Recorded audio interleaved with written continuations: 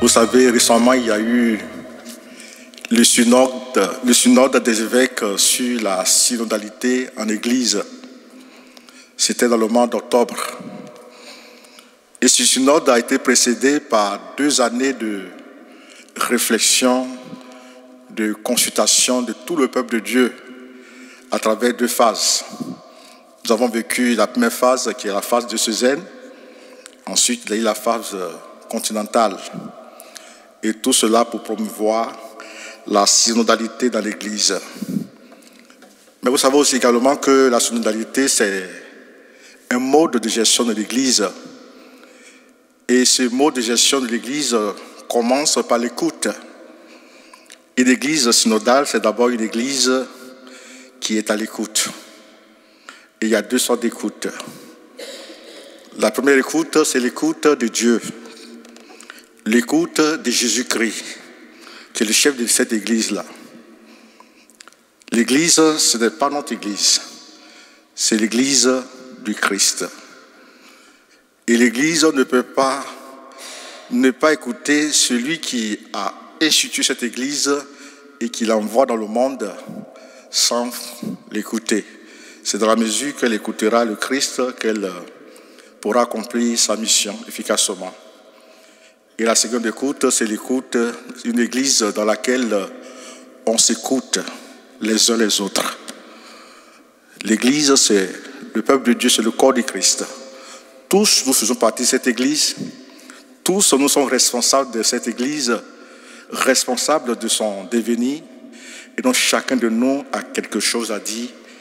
Chacun de nous a son mot à dire pour la vie de cette Église-là. Il faut s'écouter. Il faut écouter aussi notre réalité concrète, écouter le monde dans lequel on est. Et c'est à travers toutes ces écoutes des uns des autres de notre réalité que nous pouvons entendre ce que l'Esprit Saint nous dit après un discernement. Comprendre ce que l'Esprit Saint inspire à l'Église, insinue à l'Église, ce que l'Église, l'Esprit Saint au moins veut dévoiler à l'Église à travers toutes ces voix qu'elle entend. Et dans ce pèlerinage d'écoute, la Vierge Marie est pour nous un guide, un modèle d'écoute. Dans les évangiles, elle est présentée comme cette femme qui écoute la parole de Dieu et qui l'accueille. Il y a eu des fois qu'elle ne comprend pas grande chose dans cette parole, mais l'évangile nous dit qu'elle conservait tout ce qu'elle entendait, toutes ces choses qu'elle attendait, et elle les méditait dans son cœur. C'est-à-dire, elle laissait l'Esprit Saint lui expliquer le sens profond de toutes ces paroles-là. C'est ce qu'on appelle le discernement auquel nous sommes invités en Église. Ce matin, je voudrais nous donner 2 épisodes des évangiles où nous voyons la Vierge Marie en attitude d'écoute, et pas n'importe quelle écoute, une écoute faite d'intention, une écoute faite d'accueil qui fait vraiment exister Dieu et qui donne de l'importance à Dieu. Le premier épisode, c'est l'épisode de l'Annonciation. Et nous imaginons la Vierge Marie ce jour-là, dans son petit village de Nazareth, dans la maison de ses parents. Et sûrement, elle était en train de faire quelque chose, soit le ménage, ou elle faisait la cuisine pour Anne et Joachim. Et c'est en ce moment que l'ange Gabriel la rejoint.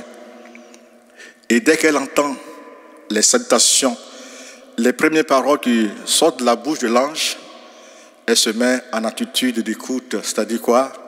Elle laisse ce qu'elle faisait, elle fait silence en elle-même, elle fait taire toutes les voix qui étaient autour d'elle, et elle se met à la disposition de l'ange pour écouter ce qu'elle disait, pour ce que l'ange dit. Elle ne parle pas, elle se tait. Juste quelques mots, juste quelques éclairages pour comprendre ses paroles, et puis tout le reste, c'est silence. Elle se laisse simplement toucher par ces paroles qu'elle entend, parce qu'elle sait que ces paroles de l'ange sont des paroles de Dieu, qu'elle doit y prêter attention. Elle n'est pas distraite. elle est toute disposée. Elle ne pense pas à elle-même. Elle ne pense pas à ce qu'elle doit faire, ou même à ce dont elle doit renoncer pour pouvoir accomplir l'appel que Dieu lui lance. Elle garde son cœur ouvert à la parole de Dieu. Et c'est ça que nous pouvons imiter. Le silence pour écouter la voix de Dieu. Nous vivons dans un monde tellement affairé où nous sommes submergés par tant de bruit, par tant de paroles. Nous vivons dans un monde où nous sommes submergés par tant de distractions. Et malheureusement, ces distractions, tous ces bruits que nous écoutons, tous les bruits de l'extérieur, nous empêchent d'entendre la voix de Dieu. Et pourtant, Dieu nous parle et continue de nous parler. Et ces distractions, pour les citer, c'est la télévision, c'est les téléphones, ce sont les soucis, les préoccupations quotidiennes qui nous volent le temps que nous devons consacrer à Dieu. Demandons à la Vierge Marie de nous aider à trouver ce silence, à garder notre cœur ouvert à la parole de Dieu, à Dieu qui s'adresse à nous. Et si elle a su entendre et écouter la voix de Dieu, parce qu'elle a su se consacrer à Dieu, elle savait trouver un temps pour demeurer dans la présence de Dieu. La Vierge Marie, c'était une forme de prière. Est-ce que nous sommes fidèles à nos temps de prière? Plus nous demeurons dans la présence de Dieu, cherchant à reconnaître la voix de Dieu, et plus nous allons l'entendre. Et donc la première chose, c'est que nous sommes une église du vie de la prière, une église toujours en prière, comme les apôtres au Cénacle. Et deuxième chose, la Vierge Marie, c'était une femme qui méditait la parole de Dieu. Elle la conservait dans son cœur et la méditait pour laisser l'Esprit Saint lui expliquer. Est-ce que nous lisons réellement la parole de Dieu? Dieu nous parle de diverses manières. Et le premier lieu dans lequel il nous parle, c'est d'abord sa parole, que nous devons lire quotidiennement, lire en profondeur et demander à l'Esprit Saint de nous expliquer cette parole-là. Donc le temps de méditation, d'adoration est aussi important. Une forme de contemplation et une forme de méditation. C'est ce que la Vierge Marie est pour nous. Mais elle ne s'est pas contentée seulement d'écouter la parole de Dieu, d'écouter Dieu.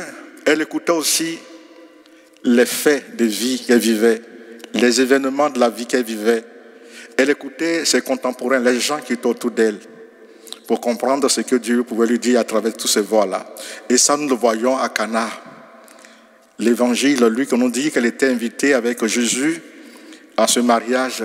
Et comme d'habitude, elle était dans son coin discrète. Elle écoutait les gens. Elle écoutait les convives. Elle écoutait les serviteurs. Elle écoutait les soucis, les préoccupations, le manque. Et c'est après avoir écouté toutes ces voix qu'elle rentre en action, c'est qu'elle se lève et va trouver son fils pour lui dire ils n'ont plus de vin. Nous vivons dans un monde aussi qui a beaucoup de choses à nous dire.